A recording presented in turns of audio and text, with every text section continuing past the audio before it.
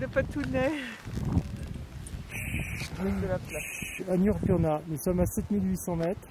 7800 mètres, t'as sorti les bombes Nous d'oxygène. allons redescendre un petit peu pour prendre de l'oxygène et appeler le camp de base. Patrick se porte bien jusqu'à maintenant. Diane a pensé aux vitamines.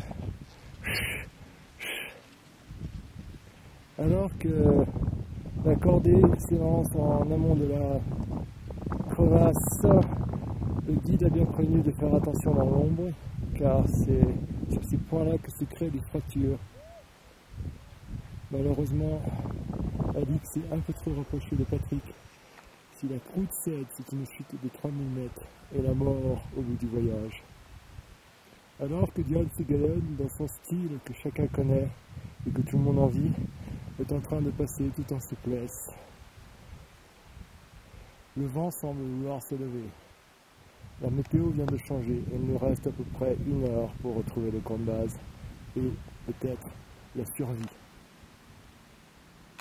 Le cordée vient de faire un arrêt. Au-delà de cette ligne de crête, personne n'a jamais passé.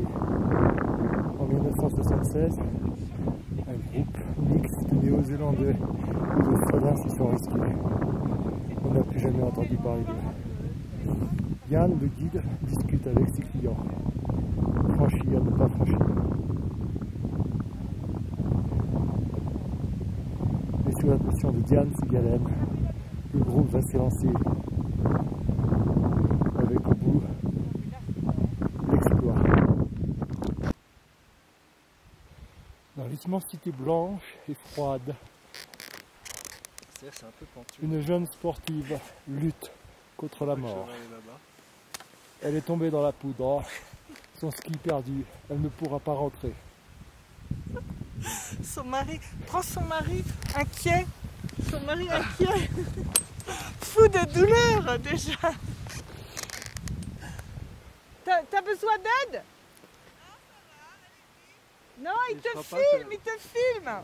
Tu crois pas que je suis allé par là-bas là? Mais non, c'est bien. Ben, va par là-bas si tu veux. Tu fais la trace que tu veux, chérie. C'est toi qui es maître de ta trace. Sois maître de ta trace. Ouais. Que la trace soit avec toi. Là, regarde, elle est bien là. Elle est tout bien. Regarde comme elle descend bien. Ça balance. Elle balance. Nanana. De toutes les matières. C'est là où elle préfère. La si belle est Montre-nous. Vas-y, Diane Segalen, dans un style que tout le monde connaît. Sur la piste. Allez, Avec allez. la grâce Avec la qui te grâce. précède.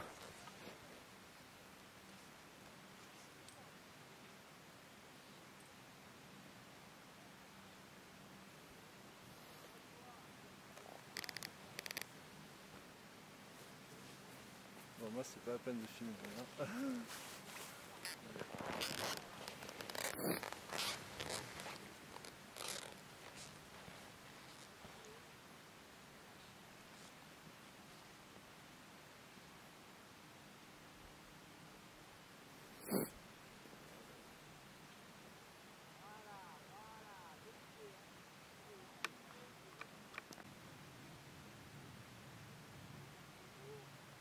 Silence.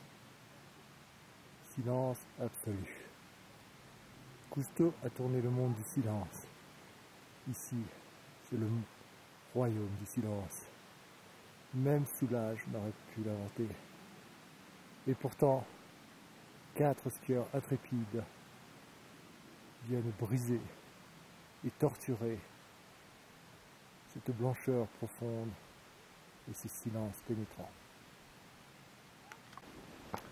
Pendant le bivouac, Yann, le jeune guide de l'expédition, a pu reprendre contact radio avec le camp de base.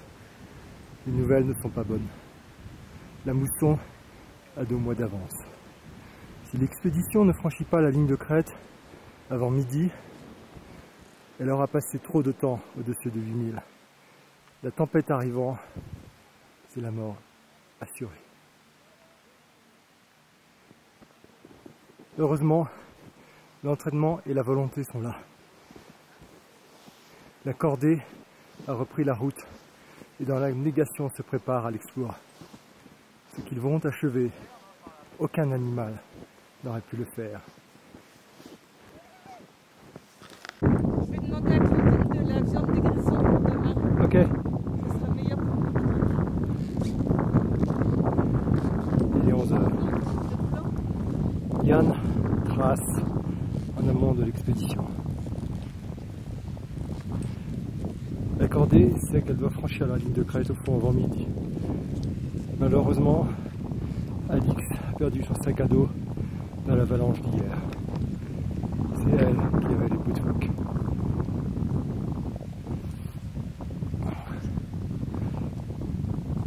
Le franchissement de la ligne de crête va être très dur, mais Patrick, en grand chasseur, a une idée. Il a son couteau de chasse avec lui. Bien sûr, il n'y a pas de phoque en Himalaya. Patrick est résigné. Il doit chasser un animal. Un yéti ou un yak ferait l'affaire. Bien entendu, un yak poilera serait l'idéal. Surtout une femelle. Diane et Alix se sont opposés à ce que Patrick tue une femelle yak. Les enfants auraient peut-être besoin du lait.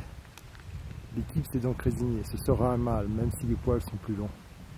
La montée sera plus difficile, mais Alix a une idée. Collons du miel sur les skis. À cette altitude, on ne risque rien. Il n'y a pas d'abeilles. Diane s'élance dans la trace de l'équipe. Elle ne doit absolument pas perdre de vitesse. Si elle ne franchit pas la crête, tout est perdu. Heureusement, son style et sa grâce sont là. Dans l'adversité, l'apprentissage, c'est la survie. Il fait vraiment très très chaud la journée. Par contre la nuit, il faut avoir quand même un bon gilet. C'est l'expérience de la Mongolie à cheval.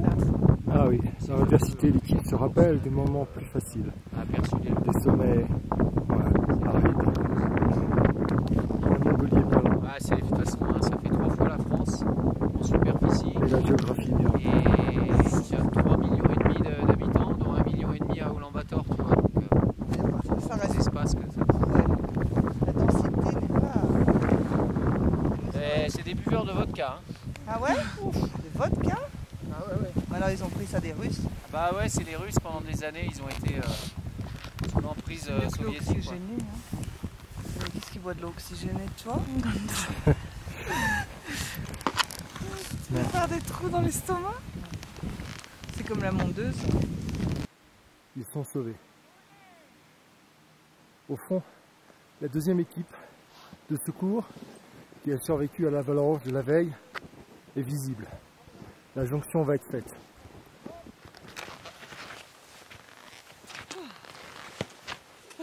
Regardez vos traces là. Toute l'expédition a retrouvé le sourire. Des pylônes à l'horizon. La civilisation n'est pas loin. Ouais, tu vois, j'ai fait une bande. J'écoute les commentaires. Et à la limite, tiens-le à moitié le bâton amont, Diane.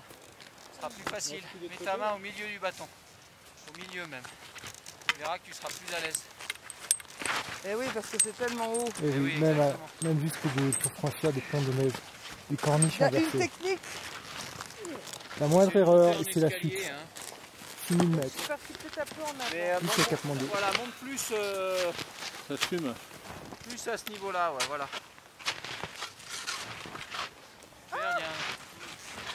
Il est libre, Max. Il y en a même qui disent qu'ils l'ont volé.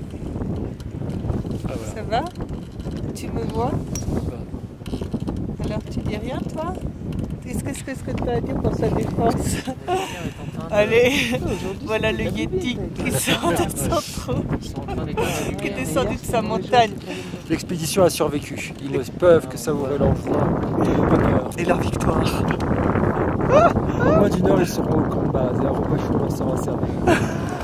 Nous avons quand même réussi à manger un yak.